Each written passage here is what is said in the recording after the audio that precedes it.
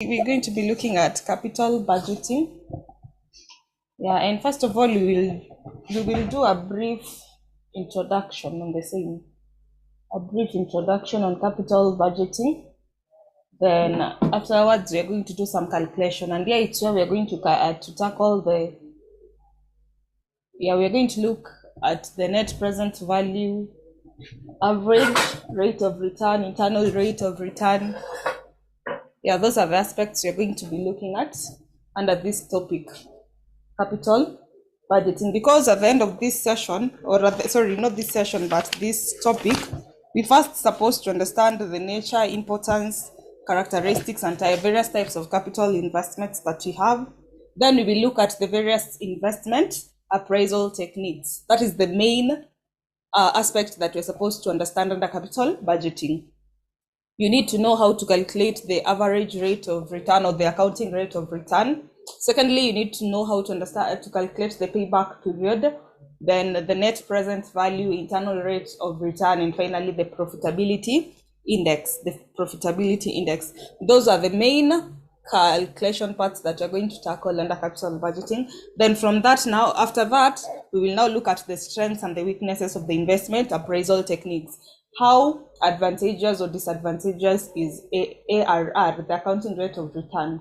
What are the advantages and the disadvantages of internal rate of return? So we'll do the same for profitability index. We do the same for net present value. All the capital, the investment appraisal techniques that you'll be looking at. Is that okay?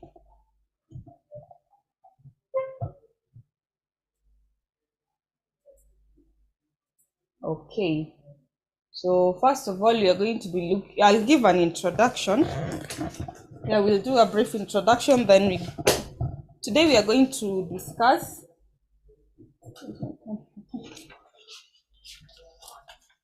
So first of all, you will have to understand what capital budgeting is.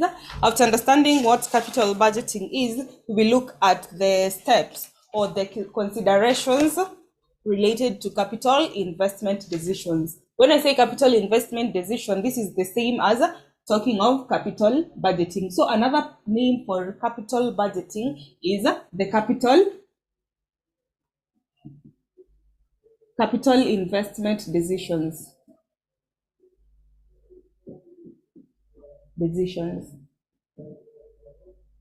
So this is what we are looking at. Capital investment decision, this is another name for capital budgeting. So we are going to understand what capital budgeting is.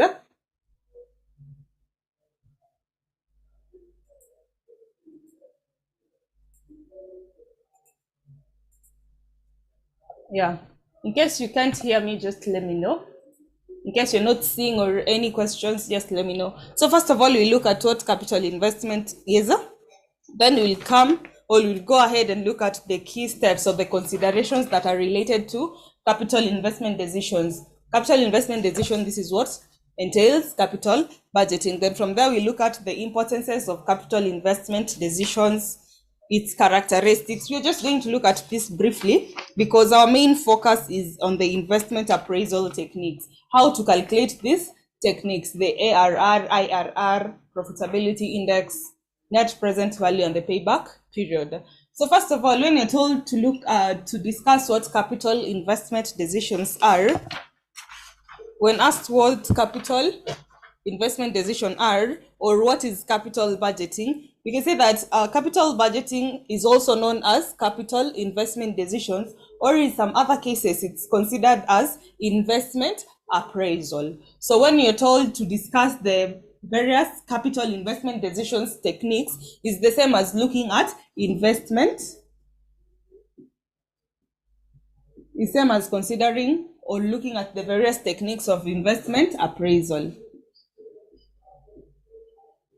So investment appraisal is another name for capital investment decision, which is also the other name of capital budgeting. So capital budgeting can also be known as capital investment decision. So in case you come across this word, let me hope it cannot challenge you because this is one and the same thing. We are told that Yeah, you're doing a capital budgeting. You're budgeting for your capital, meaning that you are going to do an analysis. It's the process where you're going to analyze. Yeah, it's the process of planning. You are analyzing your investment, the investment you want to venture in. Yeah, so it's the process of planning. To analyze, first of all, you plan, you evaluate, and select the long term investment project or expenditure that relates to the cash that you have or the investment amount that you want to use or to employ in the specific investment strategy that you want to employ or to focus on. So when you're asked on what capital budgeting is, this one we can simply say that it's the process where you plan, evaluate, and select the long-term project or the long-term investment project, the long-term investment that is viable to the capital that you want to invest with. So it's the process of planning. This is where you plan.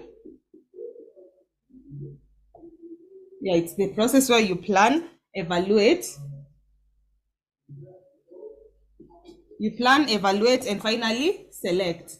And you have to select the long-term investment. So it's the process of planning, evaluating, and selecting a long-term investment project or an expenditure. A long-term investment or an expenditure.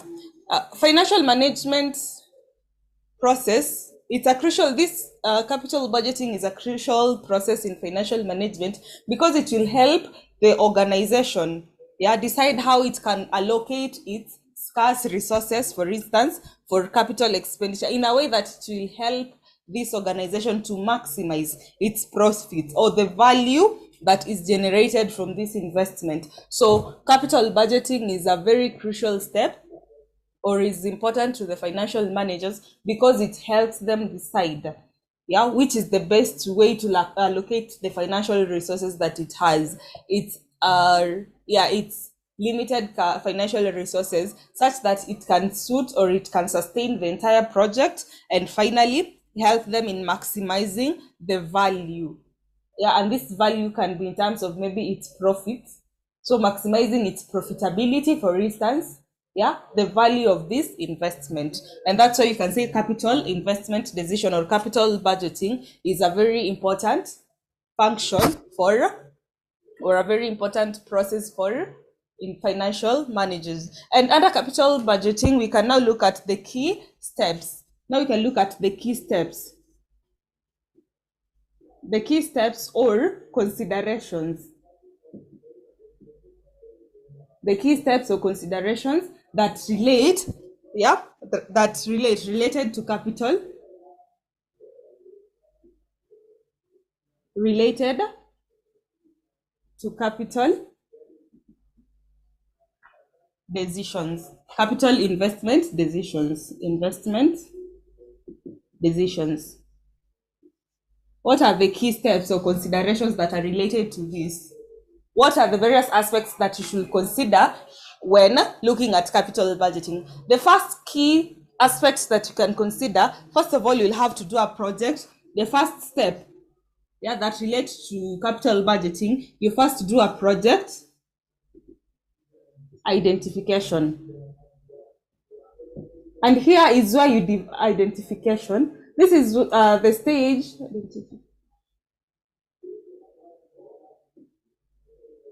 This is the stage where you'll define or you'll identify the specific project that you plan to venture in. It's a step where you identify the potential investment. Which specific investment do you want to venture in? And that is where you do project identification.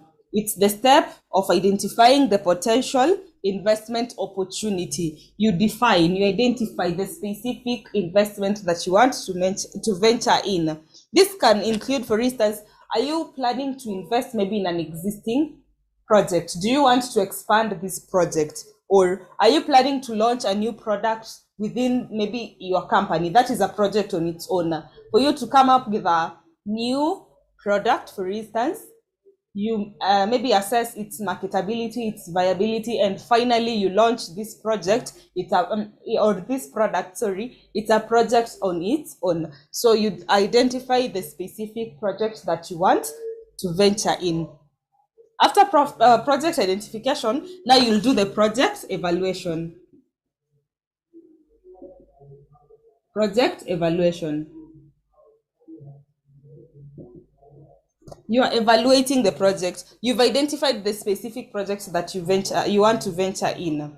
Yeah. Now you'll have to evaluate. Suppose I want to choose this project. Which costs am I going to incur? Yeah. What benefits are associated with this specific investment that I want to venture in? So after you identify the specific project that you want to venture in, and here maybe you'll outline the various examples or the various possible projects that you want to venture in. Now here at evaluation stage or at an evaluation step is where now you look at, maybe for instance, if here maybe you mentioned 3 projects. Now what is the cost of running this project to its sustainability, to achieve whatever I want? What cost will I incur?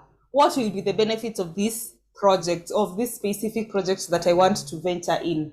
Yeah, you'll have to highlight the various aspects of each project. And once you've identified or highlighted this specific, once you've identified or evaluated this specific aspect, that is what we consider as project evaluation. You evaluate the costs, for instance, of this project, the various benefits associated with the project, the expected outcomes, and even the risk. What risks am I associated with for me to run this project?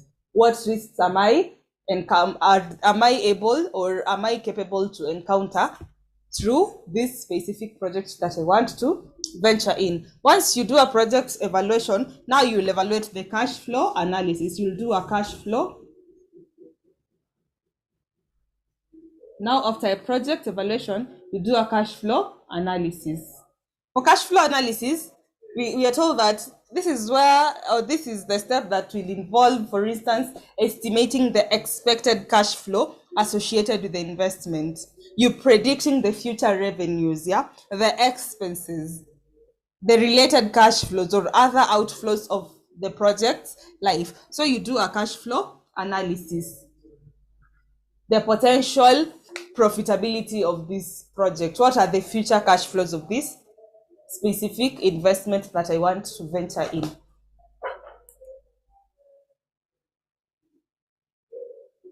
Yeah, here at project evaluation is where, first of all, you've identified the project, the specific project that you want to venture in. Maybe you've identified, for instance, you want to launch a new product. Yeah, you want to launch a new product maybe for your organization. Now you'll have to evaluate, for instance, there's a new product that you want to bring in your organization. You've identified that is the project you want to venture in. Now at project evaluation, now what is the cost of launching this project? What is the cost of coming up with this new product that you want to, or the investment that you want to venture in? What are the benefits that will come together with the new products that you want to venture in? So at project evaluation is where you'll evaluate the cost of maybe starting up, the cost of starting up the project, the benefits that will be associated with this project, even the expected outcomes. What outcomes will be related to the specific, maybe the product that you want to launch? How will it be advantageous? Those are the benefits.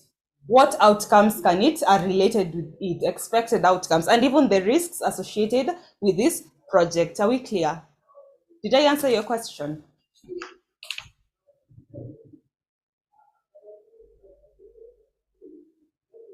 Okay, thank you.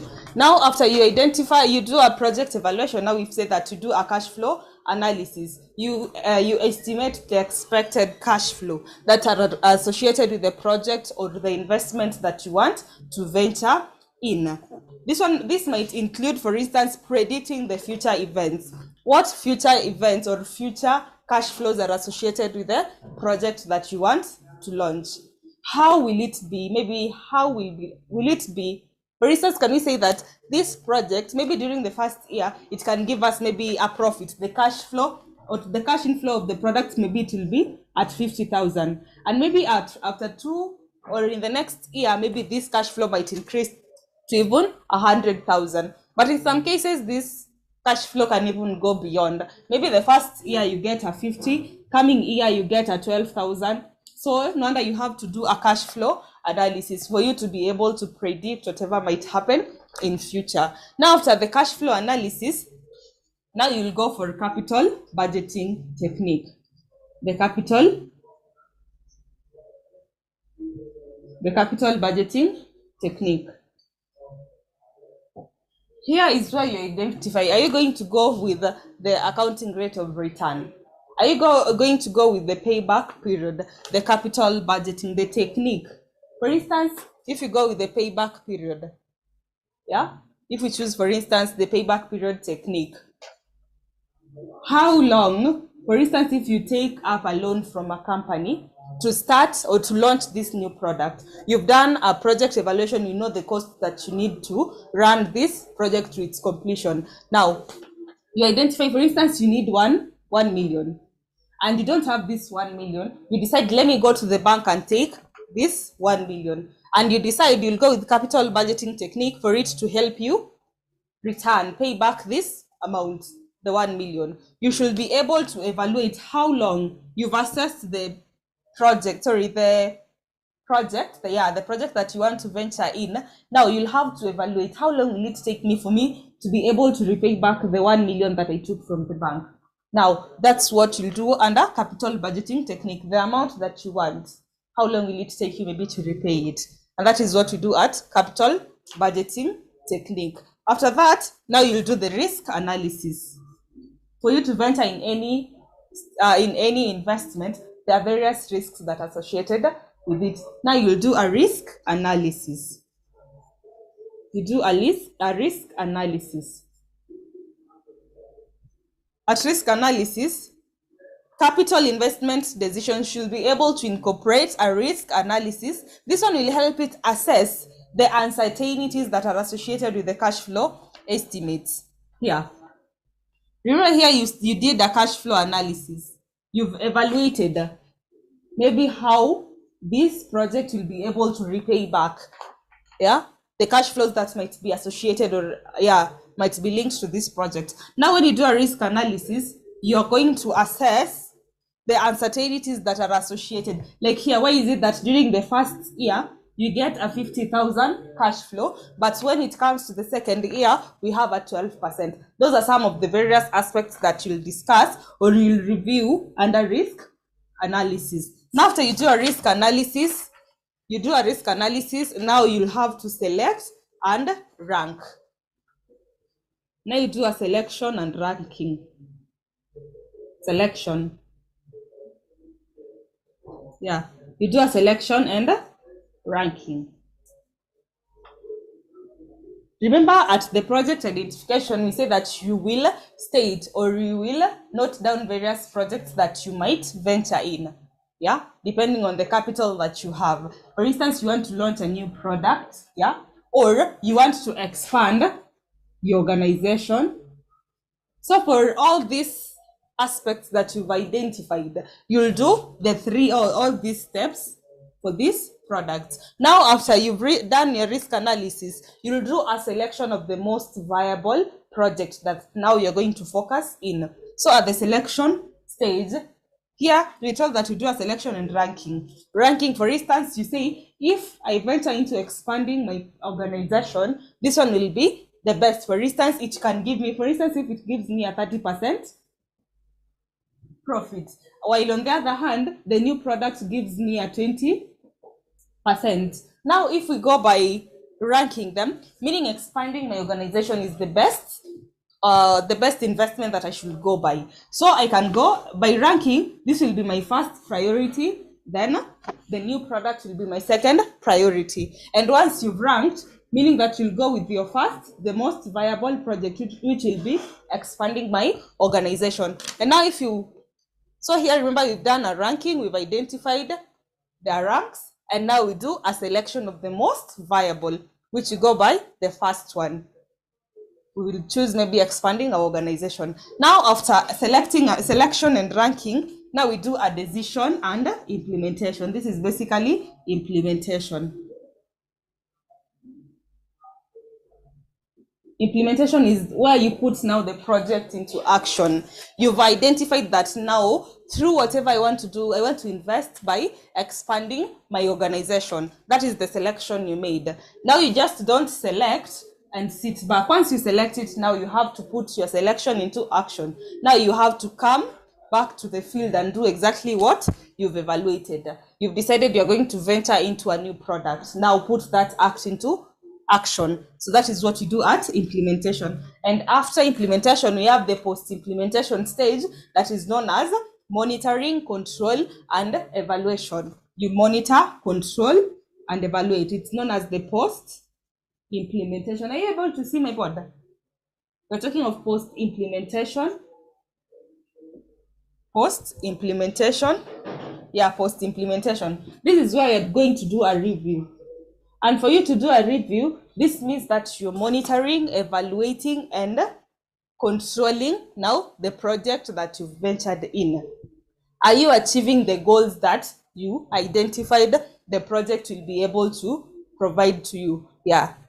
And in case you're not achieving this, then you'll have to do another risk analysis. You'll have to redo the entire session for you to identify where the mistakes or the gaps are, or why are you compare the actual outcome of your project and what was the expected of you. What did you expect the project will provide you with?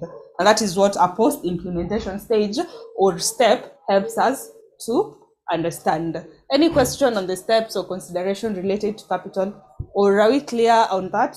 For us, we can continue. Can we continue? We've looked at what capital budgeting is, and now we've looked at the key steps or considerations related to capital. I guess there's no question. Now from there, we look at the importances of capital investment decision, the importance of capital budgeting.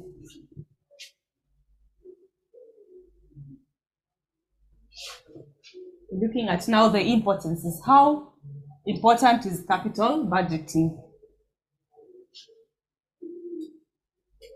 So we are looking at the importance.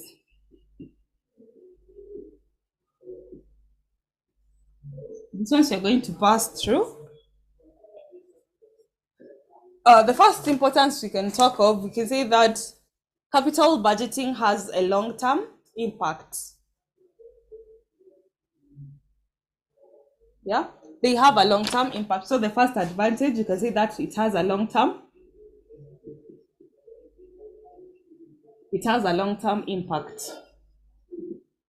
Here we can say that the decisions that are made in capital budgeting are profound to last long and impact the financial health. You don't run a project that lasts you a month or two or even 1 year. You're running a long-term investment, something that will come back. And maybe, for instance, you're investing for investment is basically a long-term aspect. So the first importance is that it has a long-term impact. It's meant to last longer and fulfill or achieve an organization's or an individual's goals. So it has a long-term impact. That is one of the importances. You venture into investment because you want or you have some long-term gains that you want to achieve. Secondly, we can talk of adequate it facilitates. We can talk of resource allocation. We can talk of resource allocation. Under resource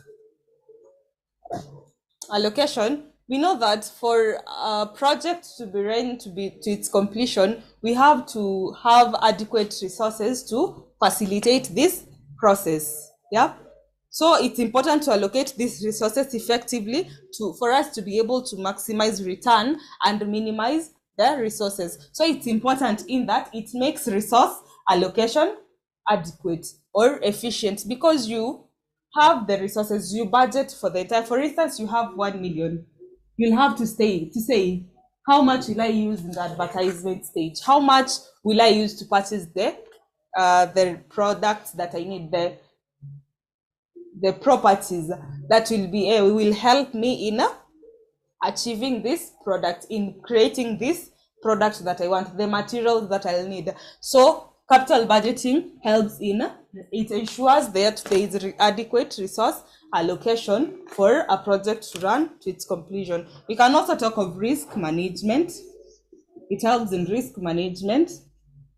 Remember we say that one of the steps associated with capital budgeting is the risk analysis. You review the various risks that are associated with the project that you're venturing in, and this one will help you to come up with the strategies on how you're going to the strategies that will help you in mitigating or controlling this specific risk, such that in case this foreseeable risk, risk assessment helps you to foresee the risks that might affect the success of your project. So capital budgeting is important in as it is another aspect of risk management. You can also talk of it has a competitive advantage. Making the right capital investment can enhance a company's competitive position. For instance, if a company wants to, maybe their project is to maybe introduce another ingredient in their existing products, they say that our product has this and that, but I want us to add on this specific aspect. For us, for instance, if the rate of competition is quite high, there are other competitors in the market selling the same product, maybe with just a different brand name. For them to make it different from their competitors, they might discuss, let's now focus on introducing another aspect or another ingredient towards our product. Or if it's a service, maybe they decide our product, we are going to maybe have or bring in additional services for us as a promotion mechanism. So it can help or it can provide a competitive advantage.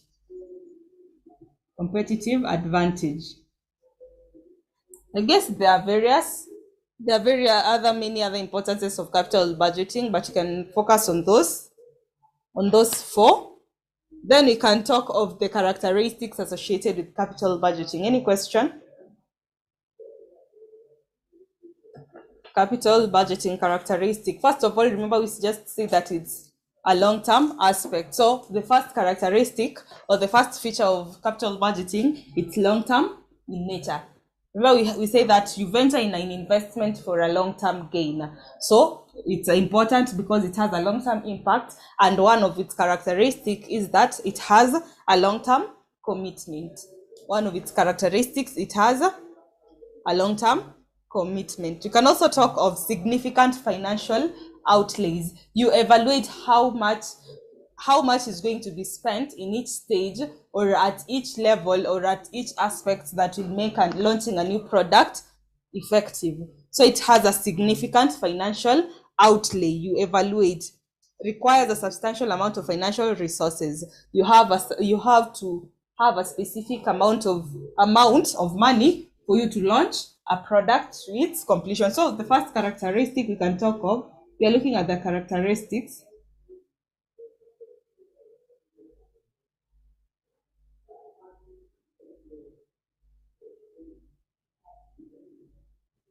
First of all, you say that it has a long term. We can talk of long term commitment.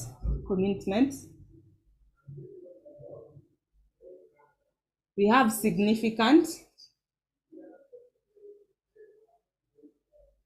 financial outlay. You can't venture into a project if you don't have some finances to support your project. And that's why we talk of significant financial outlay. You can't expand a business without some financial support regarding the project. So that is what we talk of, significant financial outlays. We can talk of risks and uncertainties.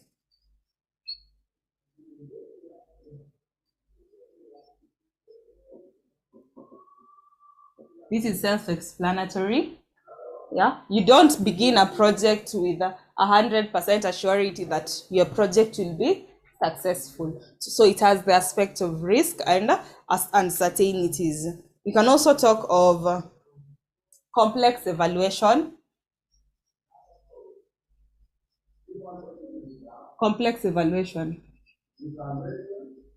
Here, I guess you will understand about the complex evaluation mostly when it comes to calculating the IRR, because there are some projects, some other capital budgeting techniques that requires you to redo and redo and redo the entire process for you to get to whatever you're trying to look at. So it might be complex, yeah, calculating or understanding some other capital budgeting techniques. We can also talk of it has an evaluation period. It has an evaluation period. Yeah, this one can be derived from the step that we say that first you identify the project and now you evaluate. And evaluating takes time. You'll have to discuss, maybe to draft the costs that are associated with your project, the benefits, the various outcomes. And for you to find the outcomes, you have to give various instances to generate, to foresee the future. Maybe you use various, maybe calculating figures for you to be able to attain the uncertainty cash flows that we don't know about. So it requires an evaluation period, because if you don't give yourself a certain period to evaluate, you just can't come up with a project today and you want to launch it tomorrow. You might get at the middle of your project and maybe you understand, or you find out that maybe there's a key aspect that you missed out, and it's because you didn't do an adequate evaluation. So for you to start a project, you need some time to evaluate how viable, how effective this project will be attainable. So it has some evaluation period. There are various characteristics, others you can look at them at your free time. Yeah, I guess that is what we can give. This is the brief introduction we can give on capital budgeting. Any question on this introductory part? This is what we can introduce on capital budgeting. Because now from there, now I want us to look at investment appraisal techniques. Any question?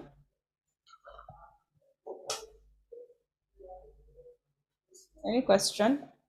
I guess there is none. Now from there, now I want us to look at the various investment appraisal techniques. Remember, I say that there are 6. Yeah, if I'm not wrong, there are 6, and they're divided into 2. We have the traditional and the modern, where one is regarded as discounted and non-discounted. So now I want us to look at investment appraisal techniques. This is our second subtopic, investment appraisal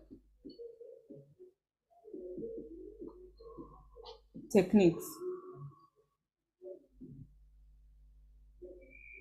I guess here we are basically looking at the techniques of capital budgeting, and we can't give a summarized explanation of this.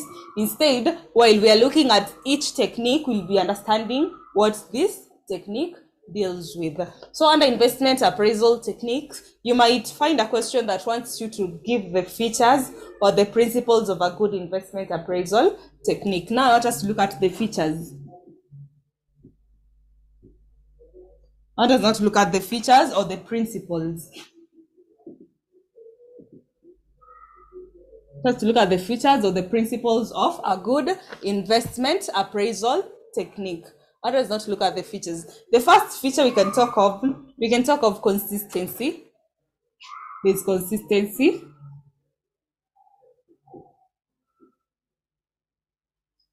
Allow me to read. We are told that the technique should provide consistent results when applied to the same set of project data or assumption. The technique that you want to, the specific technique, for instance, you decide for this project, I'll go maybe with the payback period.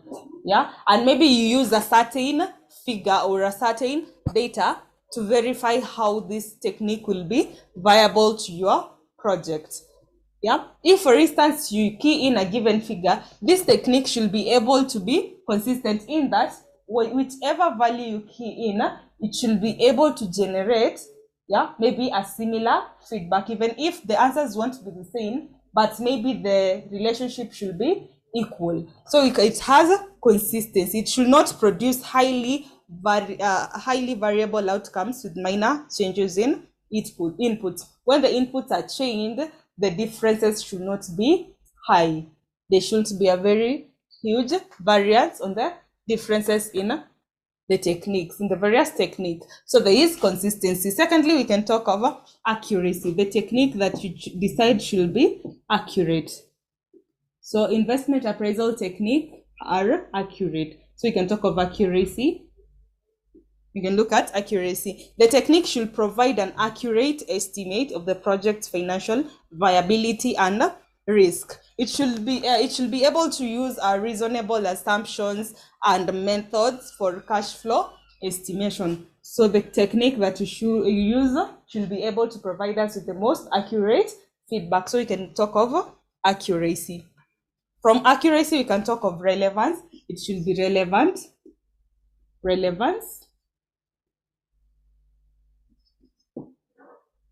Yeah, the technique should consider all relevant cash flows, both inflows and the outflows, including the initial investment of the project, the operating revenues, the expenses, the salvage value, the scrapped values. Yeah, this investment technique that you consider or you choose for your project should be very much relevant. You can also talk of time value of money. You can talk of time value of money.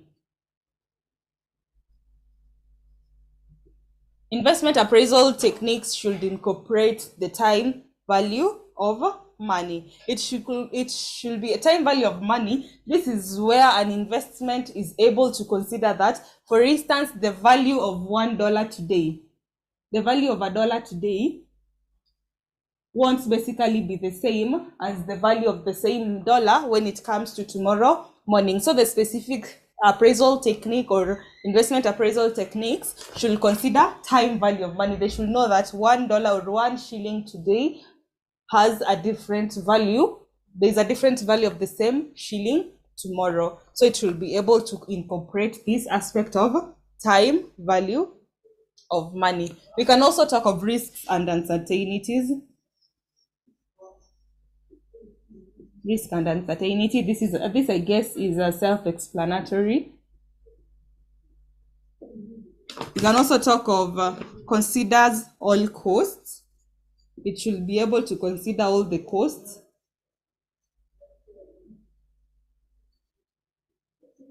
Considers all costs. It should consider cash flows relating to the entire useful life cycle of lifetime of the project.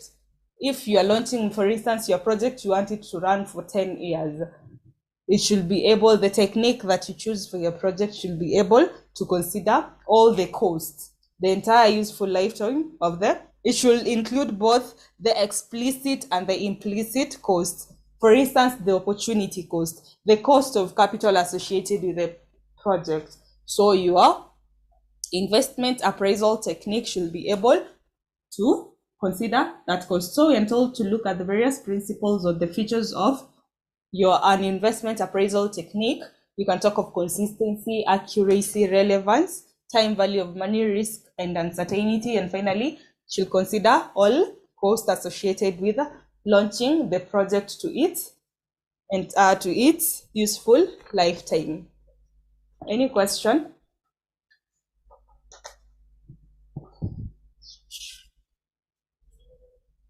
None? Yeah, I guess I'll give a brief introduction here. Now I want us to look at, under the investment appraisal technique, we can say that this investment appraisal technique is basically classified into two main types. We have the modern investment appraisal and the traditional investment appraisal. And the modern investment technique is the one that is also considered as the discounted cash flow technique. For instance, you might get a question. We're looking at the classifications of investment appraisal technique. We're looking at the various classifications that we have. And we say that we have two main classifications. So we're talking of classifications.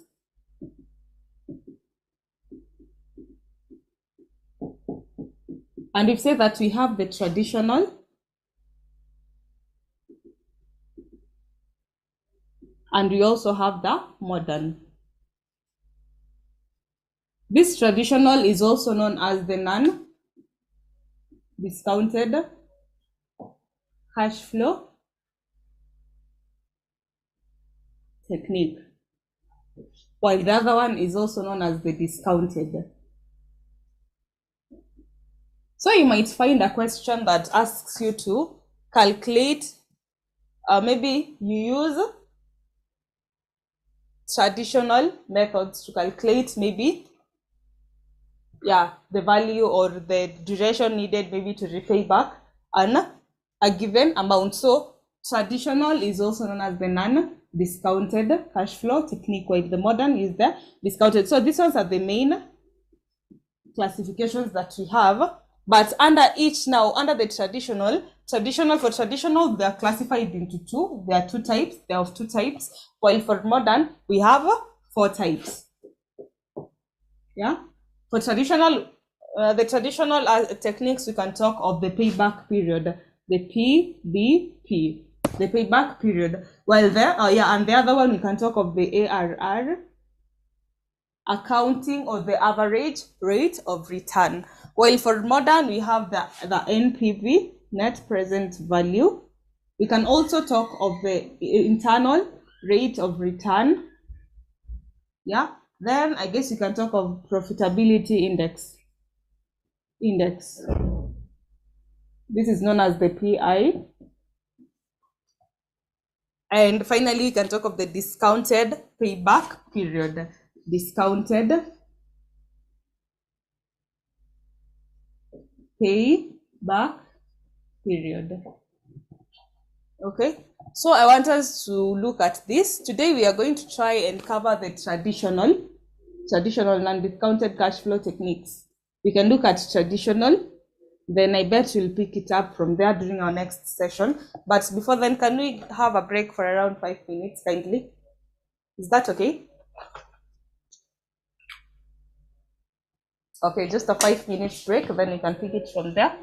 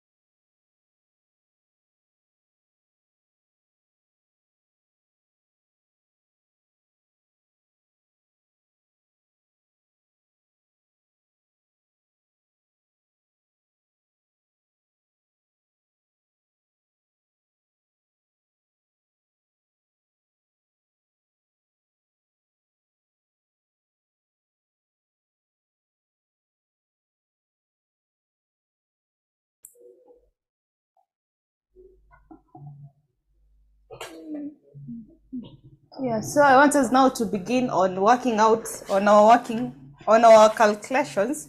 We are going to start by looking at traditional or the non-discounted cash flow techniques. We're looking at the traditional or the non-discounted cash flow techniques.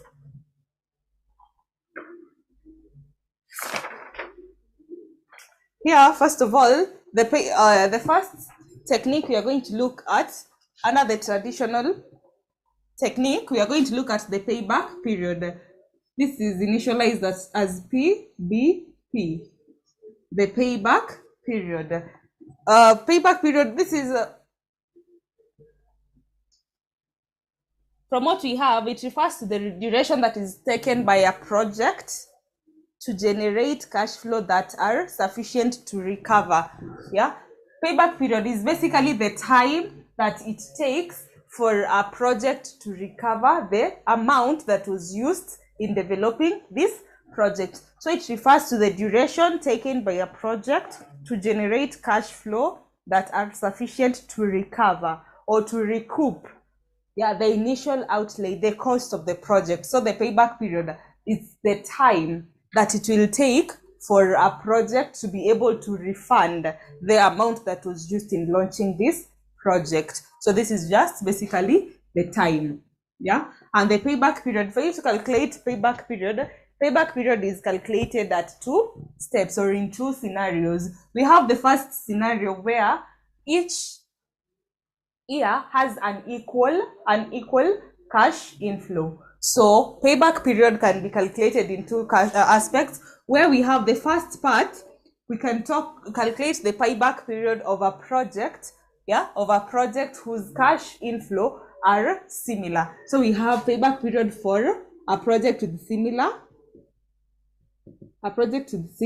cash flows, and we have one with irregular. For instance, the first year we receive maybe a cash flow of 50,000. The second year we get another one of 80,000. The third year we have a 30,000. So that is an irregular cash flow. So that is a project that gives us an irregular cash flow. And in these 2 cases, calculating the payback period is different. Calculating a payback period for a project with a similar cash flow is different to calculating is different from calculating the payback period of another project, but a similar project but with irregular cash flow. So what is first to look at with a similar cash flow? Yeah, with a similar cash flow, calculating the payback period, you just take the initial outlay. You get the initial outlay. You divide by the annual cash flow. Annual cash flow. For instance, you are told that a project that requires an initial cash flow an initial cash flow of 1 million. Yeah, for instance, our project required an initial outlay or an initial cash flow of 1 million, and once the project was developed, the annual cash flow that we had, for instance, we had an annual cash flow of 100,000, and now you want to calculate your payback period. You'll just take your 1 million, you divide by 100,000. I guess that is very simple. Yeah, you get the initial outlay, the initial cash or amount that is required to facilitate a project. Yeah, the initial amount required to facilitate the project and the annual cash flows of the project. Is that okay? And from that, I want us to do an example. This is easier. For instance, you're told the cost of an investment of a project is 37,000. Yeah, we're doing an illustration for a project with similar cash flow. For instance, you're told the cost of an investment of a project is shillings 37,000. This is the cost. The cost of a project is 37,000, and the expected annual return of 10,000 shillings per annum. annual return, we have an annual return of 10,000 return. Now you're told to determine the payback period, the time it will take to fully recover this amount. What time will it take us to fully recover this amount? And for this, we said it's just very direct. You take your annual outlay, your cost, the cost of facilitating the project to its completion, you divide by the return. And in this case, you'll just take 37,000, you divide by 10,000. Yeah, but your answer will be in years. Remember, it's 10,000 per year. So 10,000 is equals to 1 year. Now, what about 37,000? What about 37,000? And you're going to get it 3.7 years. This one can also be changed into months. Yeah, where we can have 3 years, 8 months. Why am I saying this? It's because there are some questions that will require you maybe to calculate, or maybe it can direct you to provide your answer in years and months, not as a decimal. So in this case, you'll just come 3.7, this is 3 years, but now 0.7, you come and multiply by 12 months, and you get it's a 8.4. 8.4, that is 8 months. Yeah, so it will be a 3.7 years or 3 years, 8 months. Is that okay? I guess that is very clear. This is basic. Calculating the payback period for a similar cash flow project is very easy. You just take the initial outlay, the amount that the investment costs, you divide by the annual cash flow. Is that okay? Yeah, that's okay. Now, where we sometimes get some challenges, but it's not also hard, is where we now have irregular cash flows. It's now where we have the irregular cash flows. Where we have irregular cash flows. For instance, for irregular cash flows, I want us to do an illustration, or an illustration on irregular cash flows. I want us to do an illustration on irregular cash flows.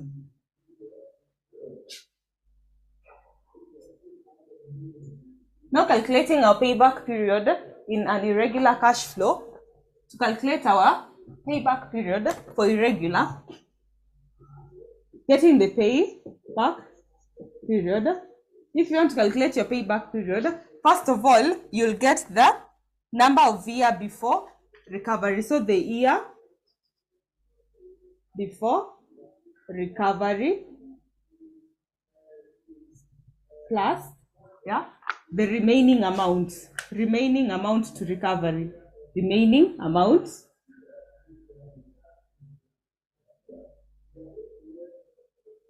But now this remaining amount will be divided, the remaining amount, you divide it by the cash inflow of the next year, of the subsequent year. So you divide by the cash inflow, or the cash flow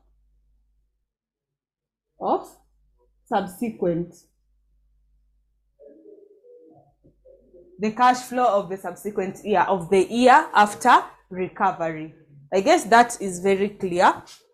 For you to get the payback period of an irregular cash flow investment, you get the year before recovery plus the remaining amount to recovery. For instance, our project required 1 million. Yeah. And the year before recovery, for instance, we have 950,000. Now what you will use as the remaining amount will be 1 million minus 950,000, which is 50,000. So you'll get the 50,000. That will be your remaining amount to recovery. And now you divide by the cash flow of the subsequent year, of the year after recovery. Can we do an example on the same? I want us to do an example on the same.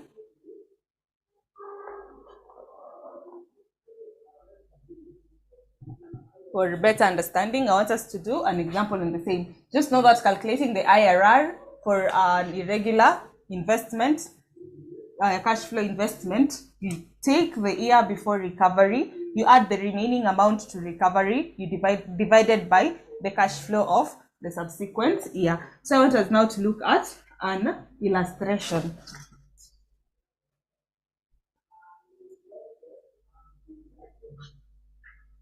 Yeah, for instance, you're told Luanda Magere has invested in a project whose cost is 80,000. You're told that Luanda Magere has invested in a project whose cost, the project cost is, the project cost we are told is 80,000.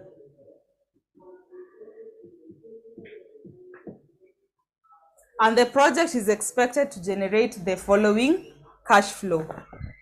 Yeah, so let me note down the cash flows that we have. So here we have the year. You can draw the table. We have the year and the cash flows.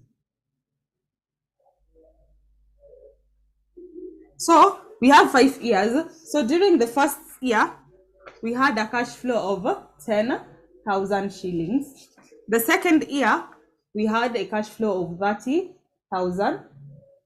The third year, we had a cash flow of 15,000.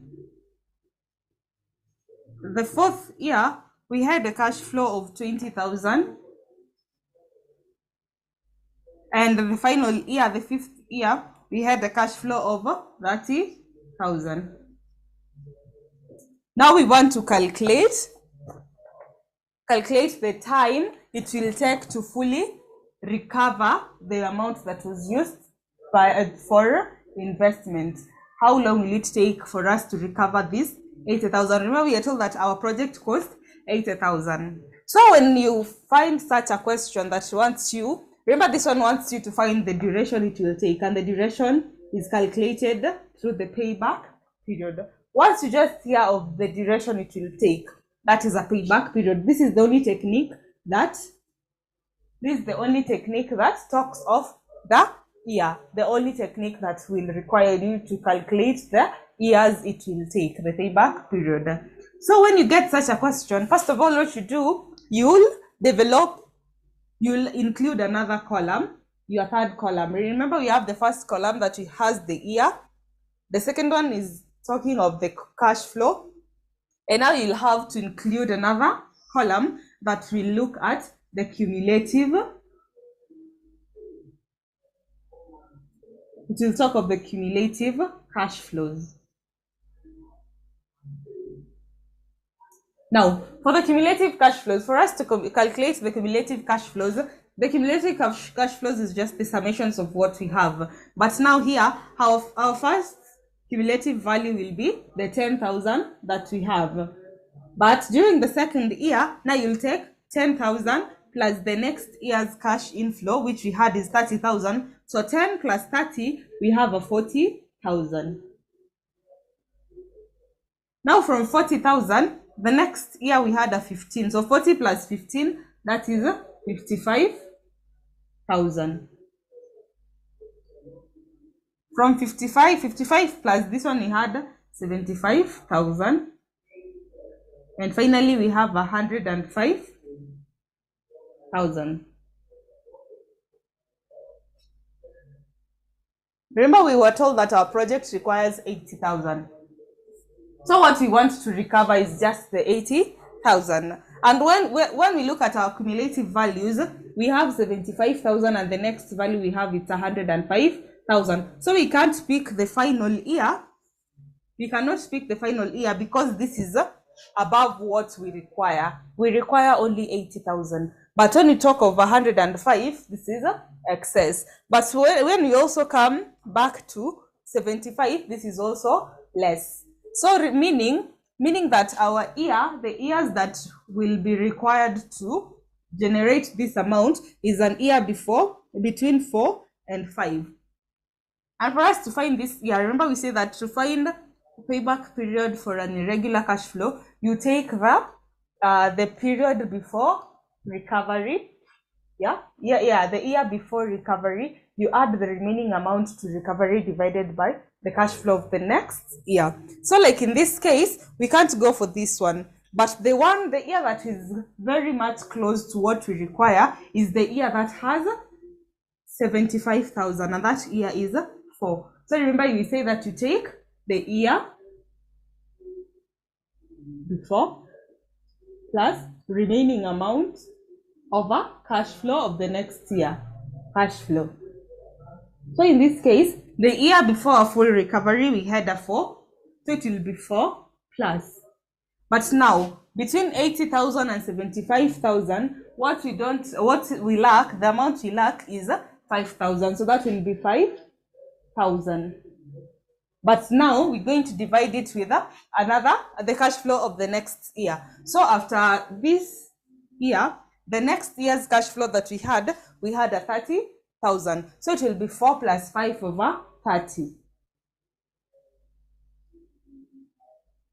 This is the years that we have. And when you calculate that, you're going to get it's a 4.16667, or you're going to get it's a 4.1667 years. Or similarly, if you convert this into months, you're going to have 4 years and 2 months. 4 years, 2 months.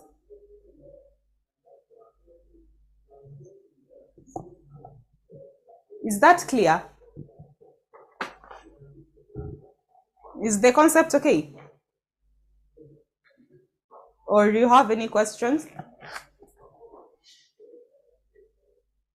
I guess you say that the concept is okay. I guess in relation to the same, I'm going to, under payback period, you might also be provided maybe with 2 projects that needs you to give a comparison of the most or of the best project that individual can venture in. You can be given maybe 2 projects. Maybe we have project A and project B, and provided with the cash flows of these specific projects. And now you're told, using payback period, or advise the investor on which project to choose using payback period. In such a situation where you're provided with 2 different investments. For instance, we have investment A and we have investment B. What you'll do in this case, you will do this entire process for investment A. You also come and redo the entire process for investment B. Then you come and make a decision. And decision under payback period is you choose the project that recovers the money within the shortest time possible. So for instance, if project A takes 3 years, while project B, for instance, takes 2 years, 3 months, let's say 2 years, 8 months, then I guess the individual can choose project B over project A. So there are some cases, or in most cases, they just can't give you a project with a single cash flow. Sorry, they can't just give you a single project. In most cases, in examinable sessions, they give you 2 projects and they tell you to advise the investor on the best project so that he or she can venture in. And in this case, you calculate the payback period of project 1, the same for project B, then you do a comparison. Is that okay? Or any other explanation that you need? Is the concept okay? Because I want to give you another one question with the 2 projects, and I'm going to give you around 10 minutes, 10 to 15, then you give me the answer, and I guess you're going to call it a day. We'll pick from there during the next session. But until you give me the feedback, then the session can come to an end. Is that okay? Are you okay with that? Okay. So for instance, you're told, consider a case of 2 machines for which the following information is provided. Consider a case of 2 machines for which the following information is provided. So I'm going to draw a table.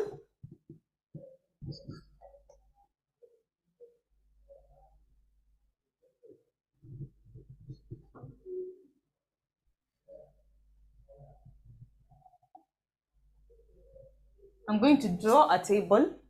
We told consider the case of 2 machines for which the following information is provided. So we have the year,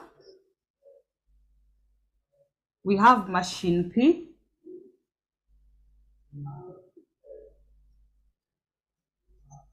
and finally we have machine Q.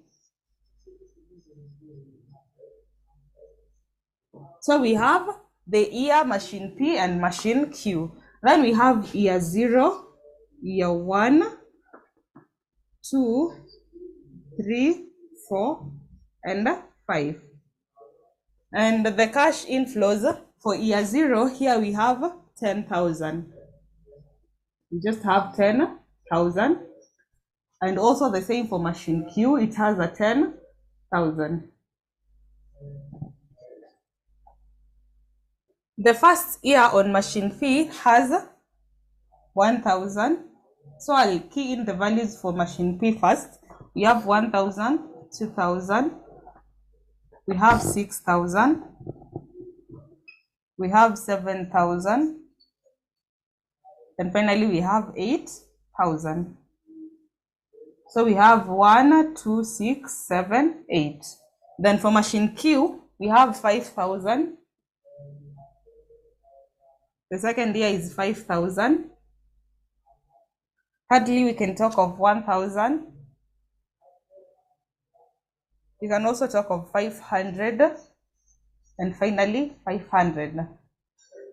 Meaning the total profitability of machine A, we have, this is 1 plus 2, 3 plus 6, 9. 9 plus 7, 16 plus 8 is 24,000. So this is the profitability.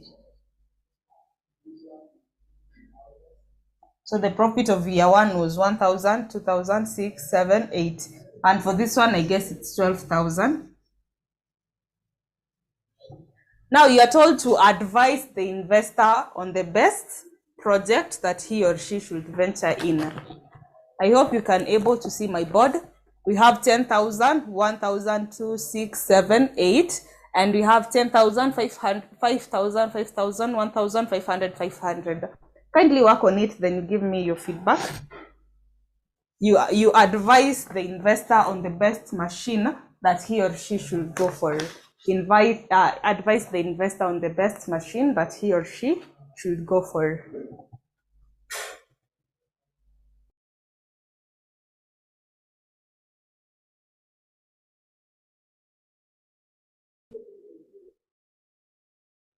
Hi, Naomi.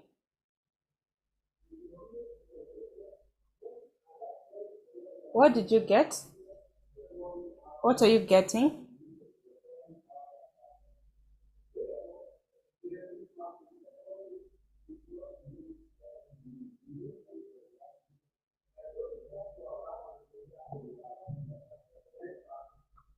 Machine Q. Okay. What duration does it take to recover the income of machine P?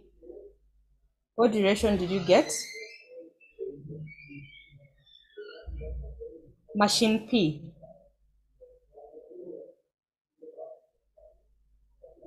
Okay, and how about P? Q has 2 years. And what of P?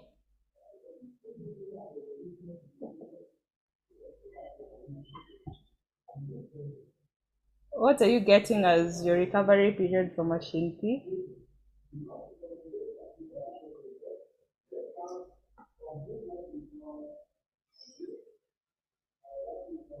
Three years, 9 months. I guess mine I'm getting as 3.1414. I don't know it's how many months. But yes, you're right. The investor should venture in machine Q because machine Q has a short recovery period. Machine P has a short recovery period. However, whatever I'm getting as machine P, at machine P, whatever the value I'm getting is kind of different from what you have. Because for me, I have 3 years plus 1/7. 3 years plus 1/7. And 1/7 change to years.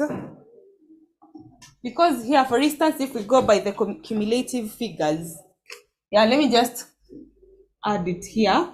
We have a cumulative figure here, and we also have the cumulative here. So for machine Q, you got it right, because here we will have 5K.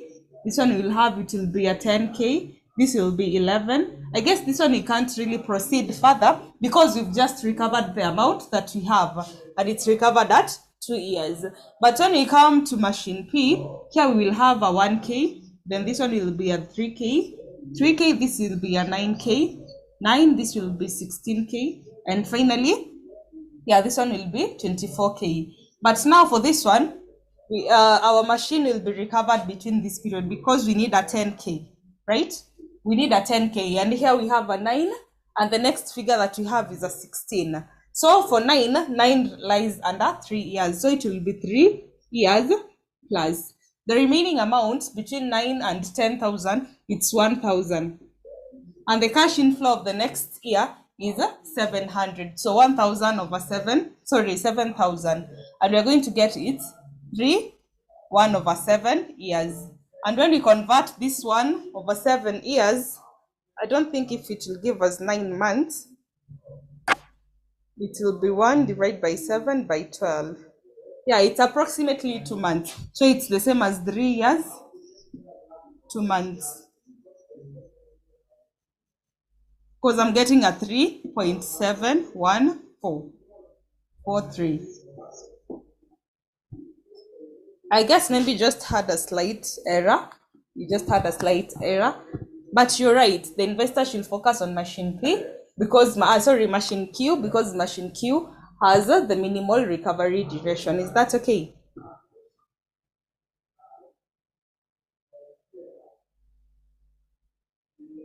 We are not supposed to accumulate from the initial outlay. Yeah, the initial value, this is our initial. Remember, we are not going to include this one because this is what we need before we start accounting for it. So we are not going to use year 0. This one tells us what we want. No wonder you can see it's in brackets because this is a debt. It's like a debt that we have and we need to account for this debt. So this is more like the initial outlay, the amount that you want to recover. So we are not going to include the year 0. Instead, we are going to start accumulating from the first year. We are going to start accumulating from the first year. Is that okay? Yep.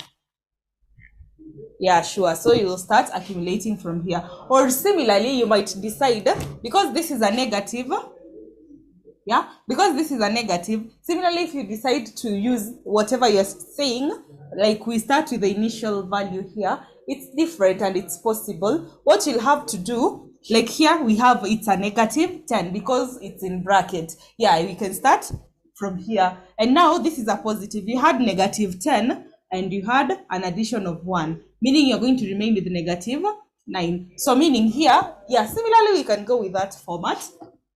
But now our cumulative values, now here we will have, it's a negative 10. The next value will be a negative 9, or let me just put them in brackets. This one will be negative 7. This one will be negative 1. Remember here we've not recovered it yet. Then here we will have a 6.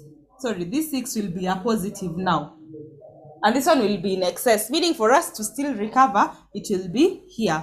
And the amount remaining for us to recover is the negative 1 that we have.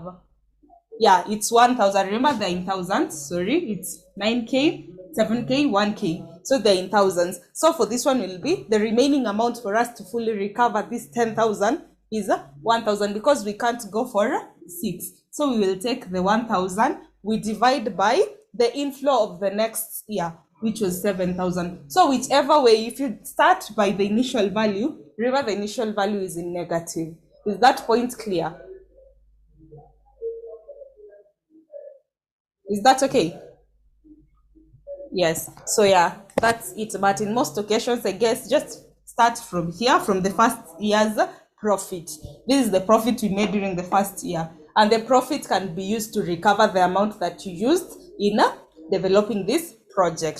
So you're just going to focus on these profits. Don't include the initial values, the initial outlays that you had. So I guess that's, or do you have any other question? Do you have any question in relation to what we've done?